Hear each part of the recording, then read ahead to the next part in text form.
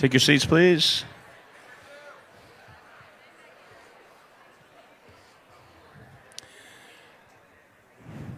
After James Blatch's phenomenal presentation at 20Books Vegas 2018, Mark said, "I refuse to be upstaged." Even though he could hang out in London and do the presentation. 20Books Vegas 2019 Keynote, Mark Dawson.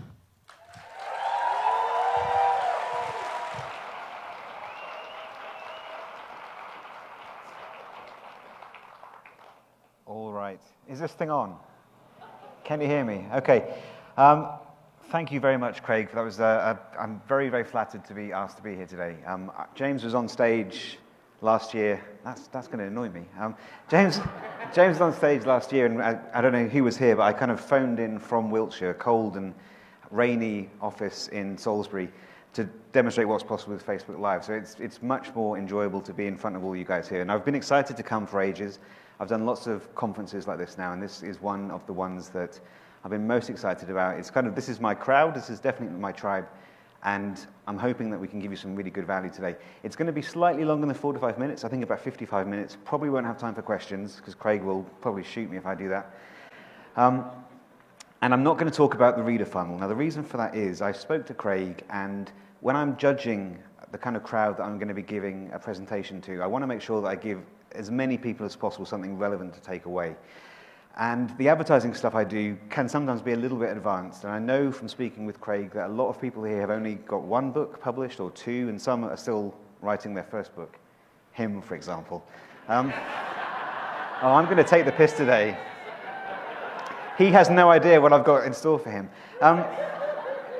So, what I'm going to do is, I thought it'd be, I hate the word inspiration, I hate the word journey, as people who listen to the podcast know, but I want to give you something based on the first 10 years of my indie career, in which time I've sold over 2 million copies of my books, and during which time I've made 8 big mistakes. So I'm going to tell you about those eight big mistakes, and hopefully leave you at the end of the presentation feeling inspired, ready to tackle the rest of the conference, and hopefully avoid those mistakes, the ones that I've made before. So, let's crack on. So, first of all, when I started publishing myself after being traditionally published back in the day, I was guilty of thinking that self-publishing was vanity publishing. Now, I'm going to ask you guys to be really honest with me here. Who feels sometimes in the kind of the quiet moments that they would rather be traditionally published? Put your hands up and be honest. Okay. Well, that's great. Now, not many actually, which is good. Now, I sometimes do feel that way, and the more times I think about it, I've realized why I feel that way. We've kind of asked people in the self-publishing formative Facebook group to look into that as well. But before we get into that, who's in the SPF group here? So you may know. Okay, so a good number of you are. So that's shit. Okay, thanks very much. I've been Mark Dawson. Good night. Okay. All right. Now, I got an email. I was in Disney 2 weeks ago, and I got an email on a Wednesday night from someone called Christopher Peterson, and I posted this in the SPF group, and it kind of went viral. Now, I want to show you that email, and I want to talk about that a little bit, but in order to do that, I need someone special, someone theatrical, someone who can project to play the role of Christopher Peterson. Now, the only person for that job is Mr. Damon Courtney from BookFunnel. Now, let me set the scene. So, we spend quite a lot of money on Facebook ads in SPF, about $500 a day, and that means we get lots and lots of comments coming in. And one of my jobs, one of the ones I like the most, is to wade through the shit and ban people left and right and moderate these comments. But this one came in a couple of weeks ago, and I'm on it. Okay, I'm not on it. There we go. Now, hello. Playing the role of Christopher Peterson. Okay, playing the role of Christopher Peterson is my friend Damon Courtney. Now, this comment came in, so if you can read that, Dave, you might want to turn around. I gotta step back. Damon Courtney playing the role of Christopher S. Peterson. Read the whole thing. Jesus. First paragraph will do. Okay, here we go. I'm going to do my best Christopher S. Peterson impression. No way in hell would I ever self-publish. It's an admission of failure. I'm living my dream. Having a reputable, albeit small, publisher is awesome. My stuff is very dense and difficult, with no commercial concessions. Amoebic simulacra. All right, that's enough. That's Yes. enough. Okay, now, wait there. I'm not finished with you. Okay, okay. So that comment comes in. Now, normally I would mute that, or I'd probably ban him. Big But crazed carnival ride. I was in a bad mood that day. So I won't tell you why, but I was in a bad mood that day, and I thought, okay, well, I'm going to play with this guy a bit. So I wanted to correct the misconception that he so plainly demonstrated that being indie was some kind of second-class substitute for being a trad. So I left a comment. I may have been slightly snarky, and then I settled down to do something else. And then 5 minutes later, an email pops into my inbox. This one here. So Damon, please, over to you.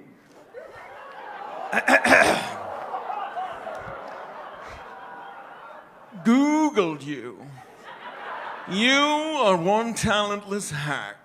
The day you can write on my level, asshat, is the day like hell freezes over. I'm not trying to be a successful commercial fiction writer. I create literary art. You're everything that blows chunks when it comes to the book world. It's all about money. No one would recognize your excrementitious work if they slid in it. Not one interesting phrase, not one original idea. You are a pedestrian journeyman at best. You wouldn't recognize skill if it suckered you in the face. I may not sell well, but man, can I write. He doesn't sell well. You, alas, are left wanting. I blow your doors off. Sit in the corner, short pants, and let real writers write. Mr. Damon Courtney. I need you later, Damon, so thank you very I'll be much. back for the second act. All right, so I posted that in the SPF Facebook group, and we kind of had a bit of a debate about what he meant, and we may have had some fun at his expense, but I then asked the question, why do people like him feel that way? And we kind of boiled it down to these reasons why people sometimes think that traditional publishing is better than indie publishing. And I'm going to address those one by one with the benefit of the experience I've had over the last 10 years or so. So first of all, let's look at the suggestion that you can make better money as a trad author. Bollocks. All right, so trad maths. Now, people may or may not know my backstory, but I was originally traditionally published in 1999-2000, had a couple of books published. The process was reasonably easy. I got an agent quite quickly, not expecting to. She got me a publisher quite quickly. Again, I was expecting it to be very much more difficult than it was. And I got a £25,000 advance for that first book, which isn't pretty bad. It's decent, especially given the fact that the book was rubbish. So now that sounded like a lot. Now I thought that was the beginning of my new career as an artist, as a writer, because I was a miserable lawyer at the time, and I thought this was going to be my entree to literary soirees and being able to, lots of money coming in for being able to tell stories. But it didn't really work out that way. I'm sure, how many people here have been trad published before? So a good number. So this will be familiar to you, and it was a surprise to me. So the 25 grand was split into three parts. The first part was on signing of the contract. The second part was on publication of the trade paperback edition. And the third part was the mass market paperback edition coming out. So that was how the advance was split and delivered. But it wasn't really just the 25 grand, because of course I had to pay tax on that. So as a lawyer, I was a higher rate taxpayer in the UK, so losing nearly 9 grand to the taxman. My agent took £3,000 of that. So that 25 grand suddenly becomes just over 13,000. Now, when you then split that out over the 2 years or so that those three payments were made, suddenly we're looking at £6,600 a year, which I don't know about Vegas. Vegas is pretty cheap, but I don't think you could live on that pretty much. You certainly can't in London. So I reassessed my hope that I might be able to quit and go full-time. Now, just to kind of emphasize that, the national average income in the UK is 28 grand at the moment, so way, way under that. And you hear stories of Booker Prize winners who have to keep their day jobs because they can't afford to live off the back of the money they're making from their writing. Now, that's what I made with the first book. The book on the left there was the latest John Milton book, which on its first day of release made about 25 grand. And I checked just before I came on, it's just made 90,000 for the first 2 months. So, thank you. So that kind of tells the lie that there's more money in trad. But let's go beyond that a bit. So after the advance, then we're looking at things like royalties. Now, my first book, The Art of Falling Apart, as I say, is rubbish. Subpoena Colada, which is the second book, is also rubbish. I never got beyond the advance. So the advance there, the kind of, it's an advance on royalties. Then once you've paid that advance back, then you get into royalties. But even assuming that you do that, you're not going to be looking at a huge amount of money. So my paperback royalty rate in the contract was around about 7.5%. Assuming a sale price of £10, I'm only making about 75 pence per sale of each book.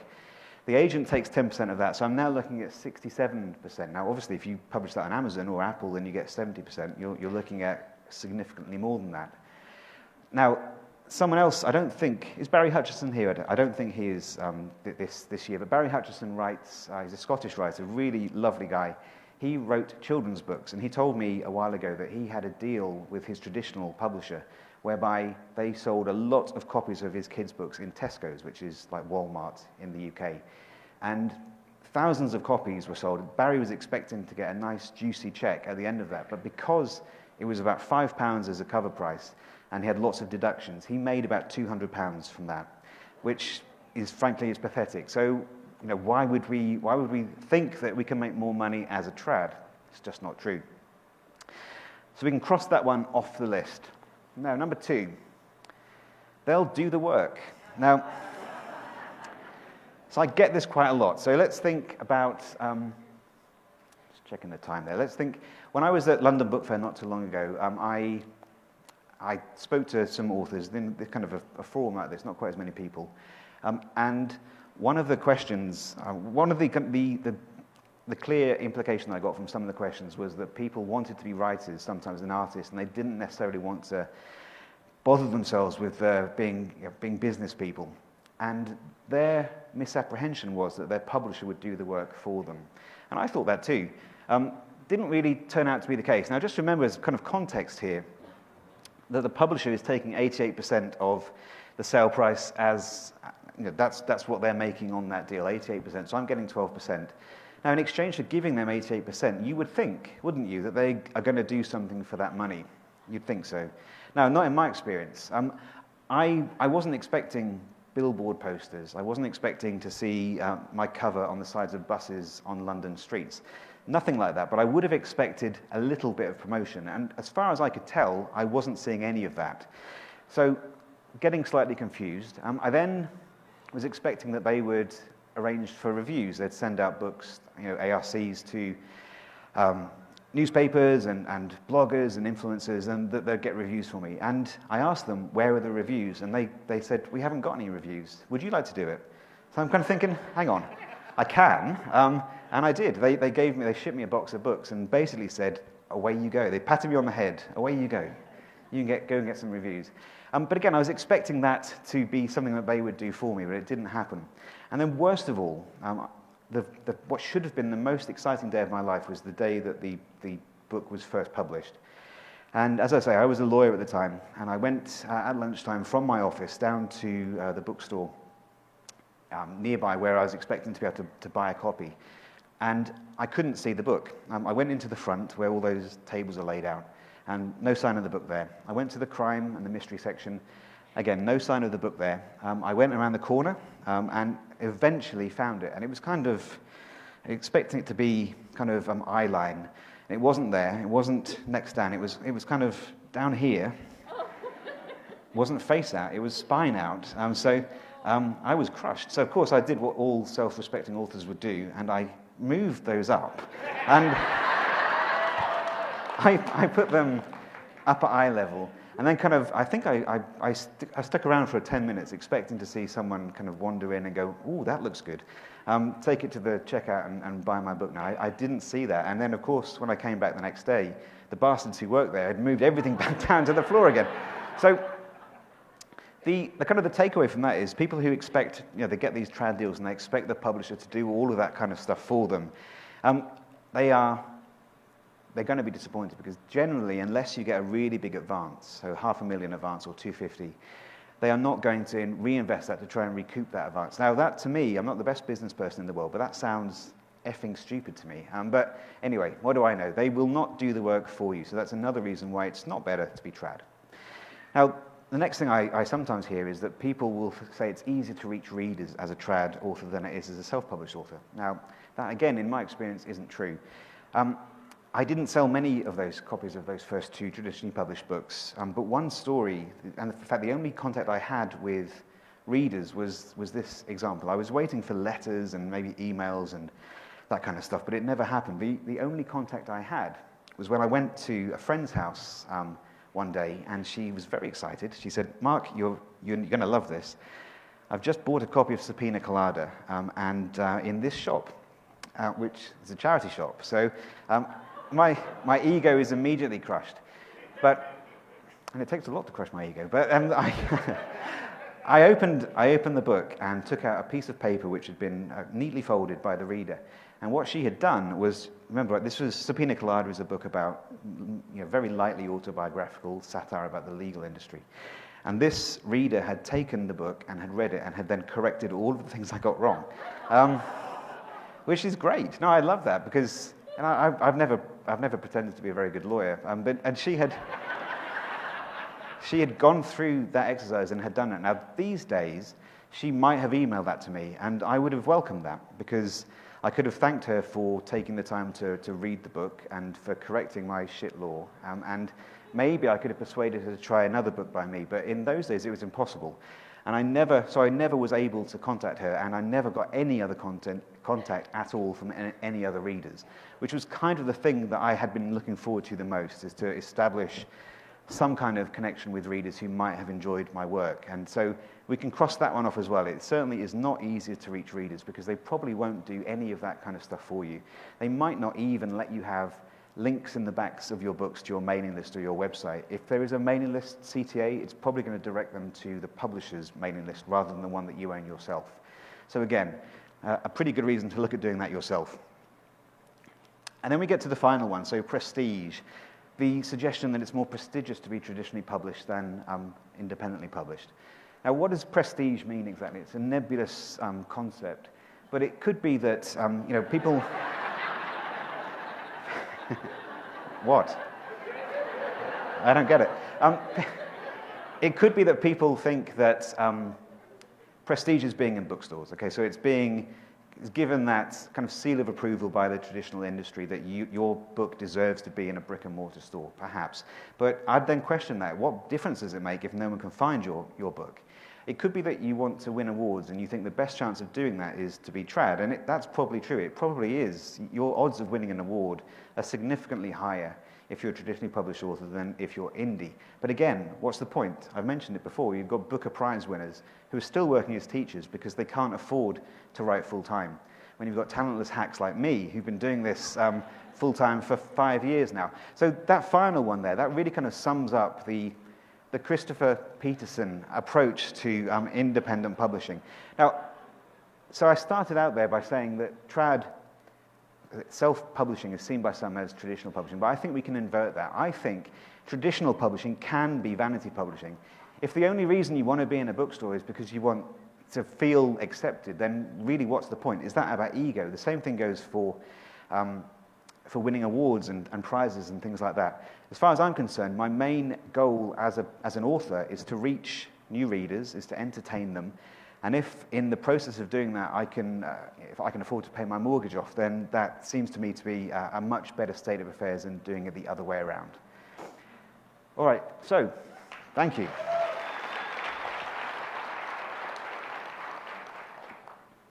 So back in the early days, my second big mistake was to take self-publishing literally. So remember, Amazon makes it pretty clear in its marketing materials that it's all, you don't need anybody else. You can do it yourself. Now, the fact that you don't need anybody else doesn't necessarily mean that you shouldn't have anybody else helping you. But I didn't subscribe to that back in the day. I did everything myself to start with. So here, for the first time ever, is the first the first version of the cover for The Cleaner, which is the first book in the John Milton series, which has now sold about 300,000 copies. But I did that. It's rubbish, right? And I should have realized I'm not artistic. I'm not talented in that way. I probably, that font there probably looks like it's from Microsoft Paint, which is funny, because it was. So, terrible cover, but I thought because I could do it myself, then maybe I should do it myself. Not necessarily true. The second cover there is for my noir thriller, The Black Mile. Now, this time I'd learned that it wasn't sensible to do things myself that I couldn't do, but what I would do instead was to find an artist and get him to produce the cover for me. So a friend of mine painted that knife and the hand, and then everything else you see there was basically me telling him that I wanted to create a jacket that looked like the noirish 40s and 50s pulp thrillers that I was reading at the time. So even all those details, like the little profile shot of the gumshoe looking off there, the slightly arrogant England's outstanding thriller writer, that's definitely not true. That's all kind of, I told him to do that. Now, that cover and the cover for The Cleaner didn't sell. And the reason for that, I know now, is because even though he may have produced that for me, he did that at my instigation. I told him exactly what to do, which is not a very good idea. The best way to do it is to find someone, add them to your team, and then get them to do the covers for you. And then they can actually work out what works and what doesn't work. So my covers now are done by Stuart Bache. Any other Stuart Bache clients in the house today? A few. Stuart's amazing. He's got lots of trad experience. He's worked for HarperCollins, who's head of art there. And what Stuart does is I tell him what the book is, what it involves, what the plot is, and then he will then go and produce that book for me. And in this case, it's different in the US, but in the UK, the tropes for the kinds of thrillers that I write involve a man walking off into the distance looking melancholy and moody. So that's what the Lee Child covers look like. And, it may seem a bit cliched, but it works. As soon as I changed those covers, the book started to sell. Nothing else changed. So if that's true, it must have been the covers that were responsible for that. So it goes beyond just Mr. Bache. I mean, I've got people in my team now who help me do the things that I perhaps could do, but in some cases it wouldn't be wise for me to do, and in other times it's better for me to hand those things off. So Stuart Grant is in the SPF community. He helps schedule and plan my social media posts every month. I've got a professional editorial team now with Jenny there and Pauline in Canada who do the edits. That's my brother, Jason Statham, who... not the middle one. That's my daughter. So yeah, Craig does some jobs for me, including the translations that I'll talk about later, and also a top secret project that I'm going to tell you about as we get to the end. And there is Mr. Bache, the unfeasibly handsome Stuart Bache, who does my covers for me. Beyond that, it's not just those professionals. I also have an advanced team of over 300 readers now who do the things that kind of mop up the gaps that otherwise may have led to the manuscript not being quite as good as it could be, from typos that have slipped through the edit to picking up factual errors that I've got wrong. I'll mention some of those in a minute as well. They're quite embarrassing, but they make sure that when the book goes live, it is as good as I can make it. Okay, so the third thing I did was when I started out, I compared myself to others. And it's very easy to do that. I still do it today. I still look at authors who are doing better than me, and it sometimes pisses me off, and I want to match them. So Louise Ross in the UK is a really wonderful writer, the DCI Ryan books, which she sells many more copies than I do in the UK, and so I want to get to that level too. But when I started out, I was looking at writers like Bella Andre and Barbara Freethy and John Locke. I mean, John Locke, who remembers John Locke? He was the first author to hit 1 million sales on the Kindle until it was discovered that he'd been buying reviews, and we don't really hear from John Locke anymore. Probably not coincidental. The other author I used to compare myself to was Mr. Hugh Howey. Do you know how hard it is to find a picture of Hugh with his clothes on? It's impossible. So Hugh writes, he wrote the Wool book, and the thing that I looked at his success back in the day, and I was jealous. I wanted to get there too. And my wife sat me down and said, piece of good advice. She said, look, don't compare yourself to people like Hugh. I'm not sure how I feel about that, but she said, don't compare yourself to people like Hugh, because he'd been doing that for 7 or 8 years. He didn't come out of nowhere with Wool. He'd been doing it for ages. And I was a complete noob, so it was unrealistic for me to look at what Hugh was doing and try to, and to feel bad about the fact that he was so far ahead of me. So don't compare. What I would say is use others for inspiration. Look at what's possible as an indie these days and look to follow in those footsteps as much as you can. Don't be jealous, but be motivated by their success. So I look at authors in the UK who are doing better than me and authors in the US who are doing with me, and I see that as an opportunity. That just means I've got other readers that I can still reach. And that's what I'm going to try and do. I'll follow in their examples, and I'll try and get to that point as well. And really good advice is to model them and make improvements. So you may or may not know I sell courses and things like that occasionally. And but the fact that I do that doesn't mean that what I say is necessarily the best way of achieving that aim. So this is not my strategy, but a strategy that works very well and that I teach is to build your mailing list organically by offering a reader magnet or something for free in exchange for someone to give you their email address. Now that's worked really well for me, and it still does, but I had a student called Lucy Score who writes billionaire romances, and I chatted with Lucy at NINC this year, and she said instead of a book as a giveaway, she was using an exclusive epilogue. And that made lots of sense to me, and it made even more sense when she said that she'd gone from 5,000 subscribers to 30,000 in 6 months, and it was all organic, so all the best kind of subscribers. And the reason I think that works so well is because when people get to the end of that book, they are well disposed towards you as an author. So when I'm offering someone a new book or a subsequent book for free, they feel that they've enjoyed my story and they'd like more stories from me, but there's more to that as well. They're also very warm towards that book that they've just read. So if you can combine the two, what Lucy does is she'll say, look, you can have more from me and you can have also more of this story that you've just enjoyed. So she might say in the romance that maybe we've got an exclusive scene which is the wedding of the couple, or let's go back to the small town where these stories are set and see where the families are in 5 years' time. That's a really effective way to build a list. You don't need a book or a novella to do that. It could be a really short epilogue, something that I'm going to be trying now with The Cleaner as I continue to push that book into next year. All right, so number 4, I read my reviews. So that was a mistake. We all do it. I mean, who obsessively checks their reviews and sales? Yeah, we all do it. It doesn't matter that I say don't read your reviews, because I know that you will, but just to demonstrate that these kinds of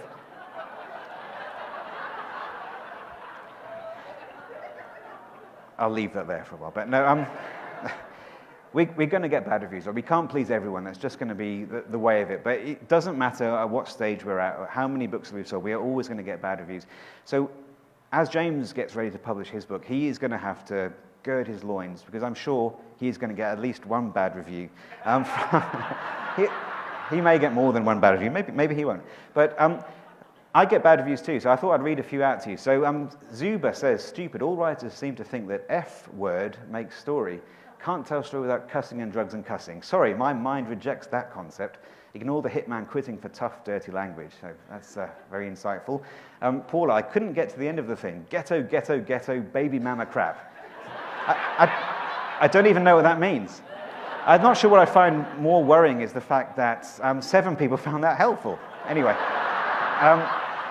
Kessinger, W. Kessinger, I think it's actually Donald Trump. Worst book I ever tried to read, went about the 3 chapter and trashed it. Poor writing and subject matter was uninteresting, boring. And then finally there, so Rudy, disappointing, stereotypical characters, slow plot, fairly credible dialogue, thank you very much. Should not subject yourself to this unless you're a sadist with lots of time. So 6 people found that helpful. Now, when I started out, those would have absolutely crushed me. I would have curled up in a little writerly ball and I might not have written anything for a week. These days I can laugh at that because I don't care. It doesn't matter. The ways I deal with that I'll show you in a minute, but it's important that we don't take it personally because it can throw us as writers so that we actually don't write more words. Also, bad reviews are a really great place to learn. So if you start to see in your reviews trends developing, then... Oh my God! I don't know what to say about that. Can you see that? There's a T-Rex in the wings. Words I never thought I'd say at the 20Books conference. Christ. Okay, so as I was saying before I was interrupted by the T-Rex, again, you can learn all kinds of things from your bad reviews. So one thing I got wrong back in the early days was to look at, I'd get authenticity things wrong. So Milton is an assassin. He fires weapons all the time. Now, it might surprise you, I'm English, and until recently, I'd never fired a gun before. If you're trying to sell those kinds of books to an American audience, there's a pro tip: don't get that detail wrong, because you'll get reviews like that. Now, I think that is a very fair review. Now, I've obviously pissed him off, and I think that's completely reasonable, because he's invested time in enjoying my story, and I've taken him out of the narrative because I put a safety on a gun that doesn't have a safety. So you see those kinds of things happening. One of the benefits of being an indie is that nothing is immutable. We can go back, we can change those manuscripts, and we can re-upload them and hopefully correct those errors. So if you see patterns developing, you can pick those out with your bad reviews and get them fixed. So try not to focus on those bad reviews. And if you do need picking up, then look at the good ones as well. I think, isn't it funny that as writers, we seem to accord more weight to the bad reviews than we do to the good ones. So one bad review is much more damaging than 100 good reviews are helpful. And I think it would be useful to bear that in mind and try and, if necessary, just concentrate on the fact that lots of other readers like my stuff and lots of other readers like your stuff too. So don't focus on the bad ones, don't obsess about the good ones, just try and keep balance and equilibrium, and everything will be much better. I am very distracted by the T-Rex. So number 5. I forgot about the reader. So, as... Dear. It's Martelle. I can see the white socks.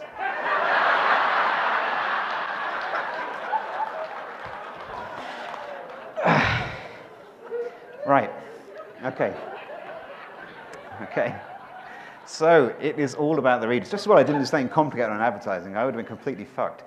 So back in the day when I started out, I had no mailing list, right? So I had no way of contacting the readers who enjoyed my books. And one of my biggest memories was running a free Booksy promo on the first book, I think the Black Mile it was, and I had 50,000 downloads over the course of a weekend. And after I'd got over that excitement, I realized I had no second book for them to read, and I also had no way of them to contact me.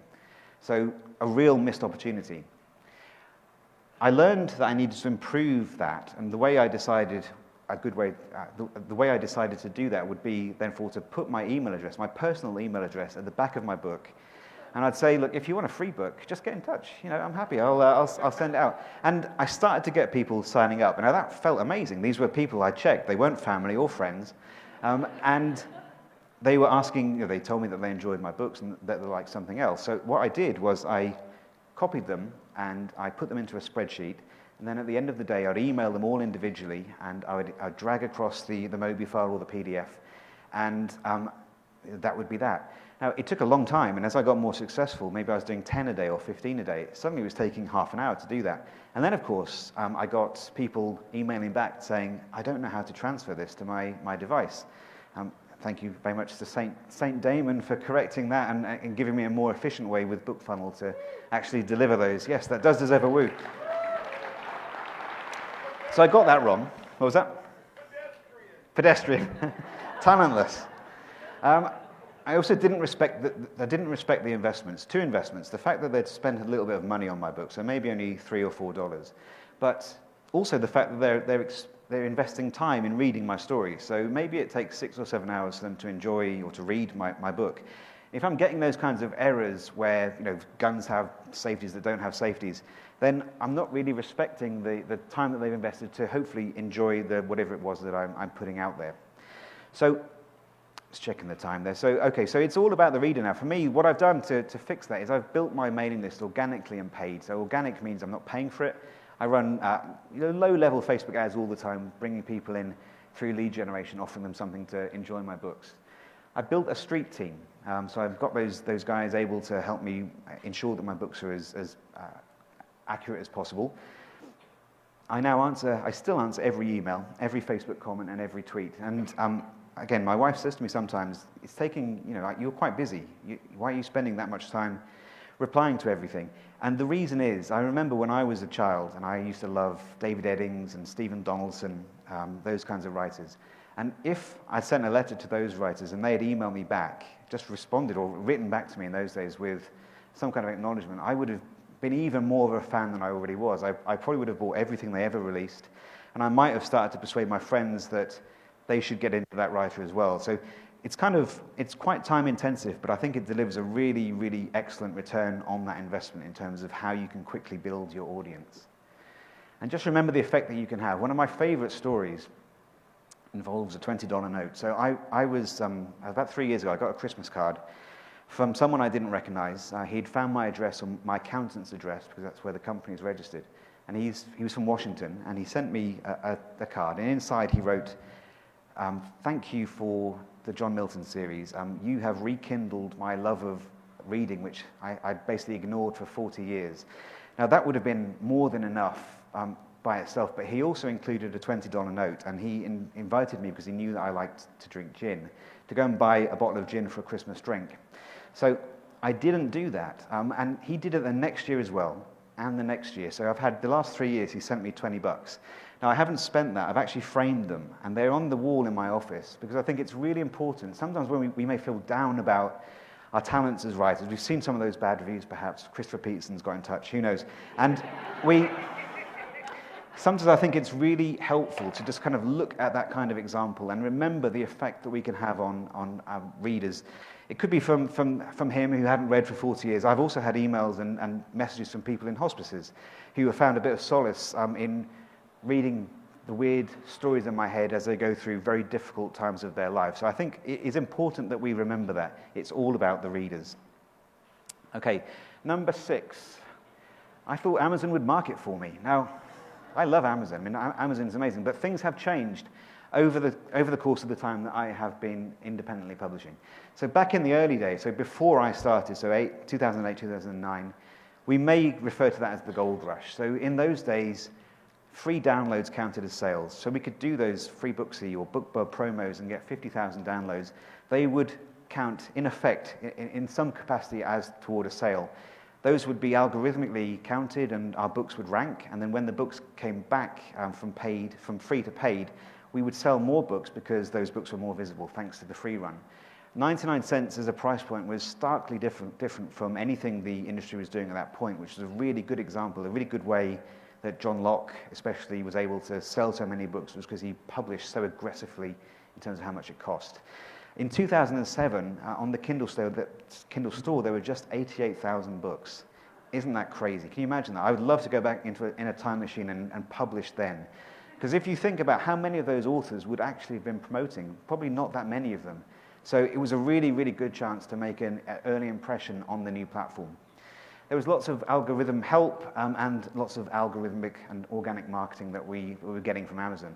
Moving on into the middle period, though, free downloads were split out. So we've now got those two silos. So we've got the free chart and the paid chart, and never the twain shall meet. So the effect of that free run has been significantly mitigated. 99 cents still works, but it's much less effective these days than it used to be. In 2014, there were 2.7 million books on the store, and the algo has become more discerning. And by that, I mean if you have a BookBub run, for example, and you launch to 50 or 40 in the store, the algorithm will identify that fast ascent, and if you're not continuing to sell at that kind of rate, it will accelerate your descent back down to the ranking that you were at before. And then today, competition is fierce, many more authors in the space. Free runs are much less effective. Alex Newton, I think, had a different number to this, but it's at least 6 million books on the store now. That was 2018. Is Alex here? How many, Alex? 6 million English. Okay, thanks, Alex. Organic visibility might also be under threat. Now, I'm going to do an unscientific poll, please. So around about this time last year, autumn time, who noticed their Amazon income take a bit of a dip? Okay, that's not a coincidence. Quite a few, maybe, I don't know, a good number noticed that. And I put my own hand up for that, because this is what happened to me in November last year. So you'll see a fairly significant dip. Now, I didn't panic. I contacted Amazon and said, look, I'm a bit concerned. Something seems to have happened. Can you check that everything's okay? They audited my account twice and said, look, as far as we're concerned, everything is as it should be. The sales are being recorded, the reads are being recorded, nothing is wrong from our perspective. But I still wasn't happy, so I posted into the Self-Publishing Formula Facebook group and asked for authors to note if they're seeing a similar phenomena. And I had about 400 responses from authors who were seeing a similar kind of results, including a legal thriller writer who went from 100 grand a month to 40 grand a month. It was around 20 to 25%, which was what I was seeing. That was the general dip. Now, it very quickly went back to the levels that it had been before, and it has remained steady. Another group of authors also saw a similar kind of dip around about spring of this year. Now, I think the reason for that is what I call the mysterious case of the disappearing also-boughts. Now, you may have noticed, I think Amazon's always split testing its pages to see how things are playing out and the ways that it can be improved. Amazon is quite clearly making a play to increase its market share when it comes to advertising. I don't think Bezos has ever seen a competition that he doesn't think he can win. And at the moment, it's Google, Facebook, and Amazon. But I think Amazon are making a play to get into that space in a bigger way. And that's prime real estate on those detail pages, not just for authors, but for anyone selling on Amazon. And I noticed that my also-boughts had been replaced by sponsored posts, so sponsored ads. That's the only thing that I can think of as a reason for why that might have happened. Now, that's led me to the conclusion now that advertising is no longer a luxury. I don't think it's it would be quite nice to do it. I think it's something that we kind of almost have to do. And one thing when I'm talking at these kinds of conferences and I say that advertising is important and advertising works, apart from the fact that I'm self-interested because I have a course on teaching people how to advertise, it's sometimes hard for me to demonstrate that advertising is effective because people in the audience very reasonably might think that I've been doing this a while, I've got a big mailing list, I've got a series with some momentum behind it, so how can I show them categorically that the ads are effective? So the way I've come to prove that is to look at a market where no one knows who I am. I don't speak German, I have no German mailing list, I haven't done German ads, nothing like that before. So I got a translator to work on the 3 Beatrix Rose books. We put them into the store, and this is a grab as I switched on the ads. So AMS and Facebook ads, as I switched them on, nothing else is changing. The only thing that is responsible for that is the advertising. And I checked before I came on, I've just gone through $40,000 in terms of German sales this year with 3 books. And obviously, the more books I add to the backlist, hopefully that will continue to grow. Okay, number 7, so 2 more. I didn't know my numbers. So a little bit of maths coming up. So sorry about that. That's one of my ads in the UK. So who would switch that ad off? Okay, one person being very brave. Everyone else knows I'm going to say don't switch the ad off. So, thank you. So you see there's 600 quid spent, 340 made for an ACOS of 175. So spend 175 to make 1. That does look like it should be an ad that you should switch off. But that doesn't take into account read-through. So I have to always give props to Mal Cooper at this point because Mal's work on read-through was very valuable to me and has probably made me a decent amount of money over the years. What read-through is, we all know it as readers. If we read the first book in a series, there's a good chance, if we like it, we'll go on to enjoy the rest of the series as well. And what read-through does is it ascribes a value to the sale of the first book in the series that we can then use to judge how much we can afford to spend to generate sales of that first book. So this is the first book in the series, an old cover for the cleaner. Retails at $2.99. It's in KU, and just for the sake of this argument, we're going to say that it's in a 4-book series rather than a 15-book series. This is what read-through looks like. So the 204 there is the royalty. 274 is the royalty at $3.99 for the rest of the books in the series. The read-through there from book 1 to book 2 is 50%. So half of the readers who start book 1 go on to at least start book 2, I think. From there, 70% from 2 to 3 and 80% from 3 to 4. And when we know all that, we can work out a rough idea of what that's worth. So instead of the $2 that we were looking at as a royalty, we're looking at a minimum of $7.89. And I'm quite conservative when I work this out. I think it's more likely, especially when the whole series is included, it's probably between $15 and $20 per sale of book 1, which is why I feel comfortable being fairly aggressive in the amounts that I spend in order to get people into the series. It doesn't just have to be series fiction. Ian Banks, one of my favorite authors, he wrote standalones when he wasn't doing sci-fi. I started with Espedare Street, then went on and chewed through all the rest of his books. It could be non-fiction as well. You know, if you like Seth Godin, maybe you read the first one and then you pick out more in his catalogue as well. So the principle applies just the same regardless of what we're actually writing. Now that ad there, so I would have switched that off. I wouldn't now, and the reason for that is that I think my ACOS threshold is around about 350%. So I can afford that ACOS to go all the way up to 350. In practice, because I'm a little bit cautious, I'd probably switch it off at about 250, but at 175, it's well within the tolerances that I think I can afford to bear. Okay, and then number 8, the last one, the last of these mistakes I made. I didn't sweat my assets. Now, if those are not the assets I'm thinking of sweating, although if I looked like Hugh, I might sweat them a bit. So I'm not talking about that. What I'm talking about is IP here. So once I've finished a story, once I've written a story, I've typed the end, I've got my obligatory beverage, and I've posted it into 20Books. What I then switch into is being a business person. I want to sell that story in as many ways as I can to make as much money as I can. So I split out the various IPs that I have, and this is just a selection of them, from that product, and then I start to sell them individually. So we're looking at digital. We all do that. Print, we probably all do that too. Film and TV, comics, audiobooks. These are some of the obvious ones that we can take advantage of. And I try and think laterally, and some of the ways that I'm doing that now, I signed a print-only deal with a publisher in the UK. The publisher actually published Stieg Larsson for the first time and other authors of that kind of stature. So next year, 3 books in the Milton series will be appearing in Tesco's and Waterstones and in Barnes & Noble over here. All around the world, we should have books that I would struggle to get into those places because I don't have those contacts, but the publisher does. Audio, so I do my deals directly with Audible Studios these days. I had an audio multicast drama out on the 31st, which has been nuts and has done really well with a big takeover of the .co.uk store for a week. I think sales have been pretty strong there. Then my Beatrix Rose series, in exchange for a little bit of exclusivity for Audible, they've invested in a really good narrator. Who knows who Gemma Whelan is? Who likes Game of Thrones?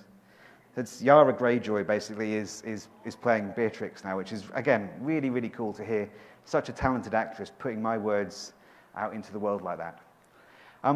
Film and TV. So normally, when I'm contacted by producers, it does happen quite a lot. They're like these producers rather than the ones that I would like.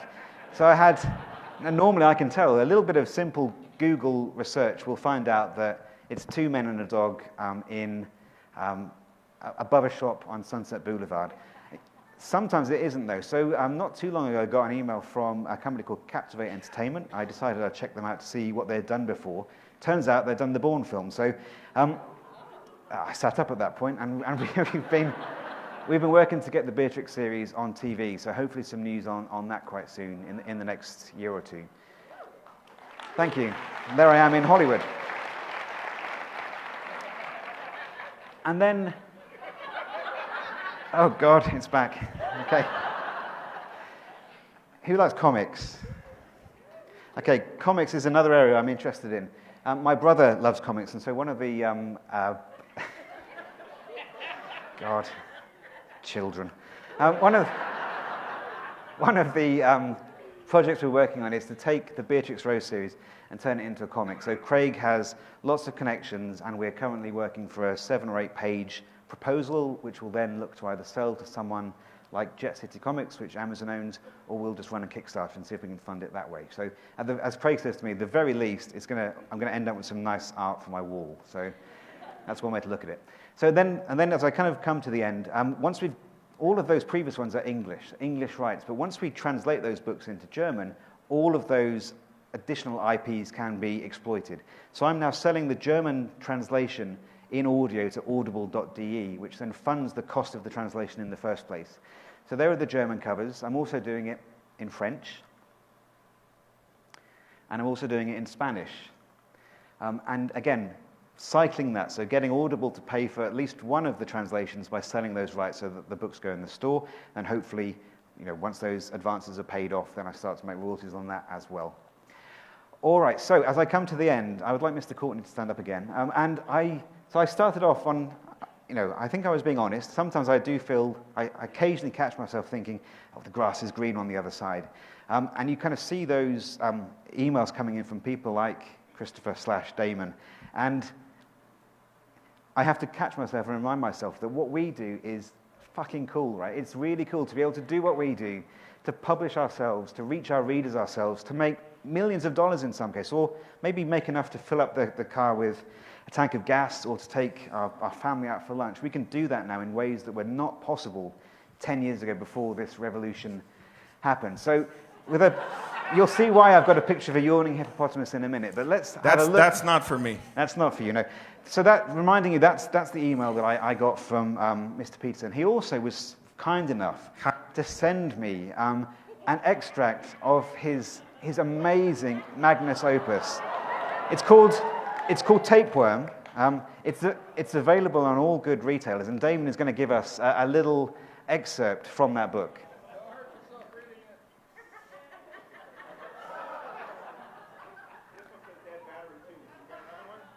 Here you go. I'll come down to you. You can. Okay, we're gonna do that. All right. I may have to. You may have to crouch. I'm gonna speak into his chest. Damon's quite tall. Okay. Well, here, come over here. I have to read it. All right. All right, here we go. Oh, it's like a buddy comedy. All right. Go. Caves yawned like hippopotami. Oh. Oh, good Lord, what have you done? Hold on. Oh, there we go. Ah. Effing hell. Hold on. It's the T-Rex. James, you sort it out. All right, James is on it. I don't want to disappoint you because it really is. I had to get back into character. All right, okay. You're right. Caves yawned like hippopotami. Boats were as ligneous beetles crawling legless on the glass. Jesus Christ. What does that mean?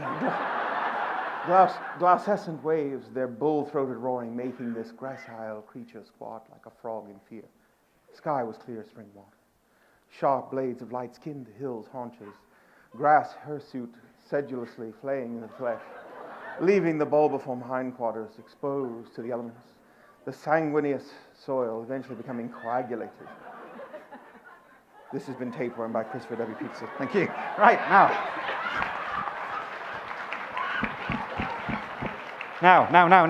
Hold on. So in 20 books, the tradition is that we will report our success and our monthly earnings by reference to fish, dolphins and whales and kelpie and kraken and all that kind of stuff. We do it a little bit differently in SPF. So put your hands up if you are a literary artist, $1 to $9. Let's have a little look. Do we have any tapeworms, any ligneous beetles, pedestrian journeymen, a gracile creature? Do we have, whatever that is, do we have any short pants? Talentless hacks? One smug shit, that's me. Bulbiform hindquarters, it's got to be you, Andalay. And my goal, and everyone's goal, should be to one day reach the exalted status of yawning hippopotami. So, thank you very much. So, I hope that was fun. I had fun with that. So, we don't normally do our courses outside of launches. If you're interested, they're available now with a discount at selfpublishingformula.com/Vegas. We are doing the self-publishing show live on Wednesday, so we're going to put the SPF credit card behind the bar, and I would invite you to come and hammer that as hard as you like with us Wednesday about 5:30. And we also have a show next year in March the 9th. It has sold out, but we think there will be tickets available later on. So if you want to come to London and hang out with us, we'll be doing something that, the second best show in the world when it comes to indie authors. So thanks for listening. I hope that was fun. I'll see you around. Bye-bye.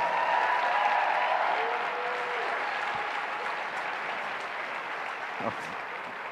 These are slippery.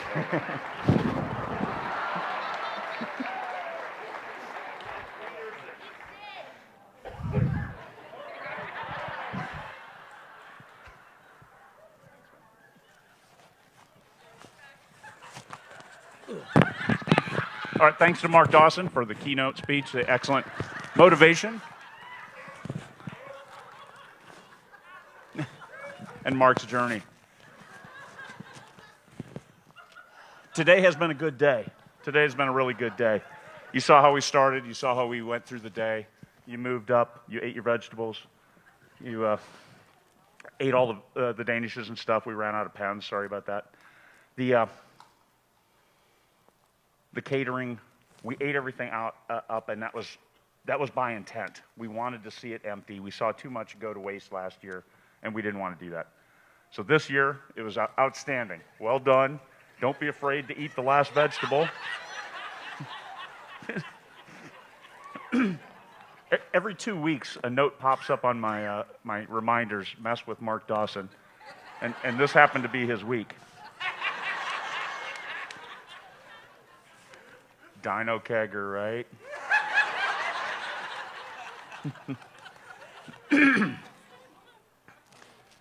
I had a number of people come up to me today and say that this is probably one of the best conferences they've ever been to. And this is from people who go to conferences almost for a living. And that is a testament to you. You put your faith in 20 books to 50K. You spent your money. You paid your conference fee, but then you paid your travel out here. You bought your hotel room.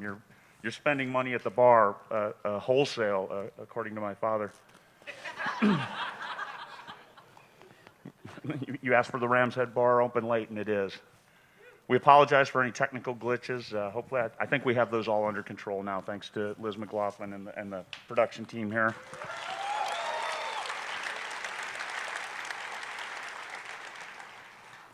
And if you're wondering, yes, it is hot as fuck in here.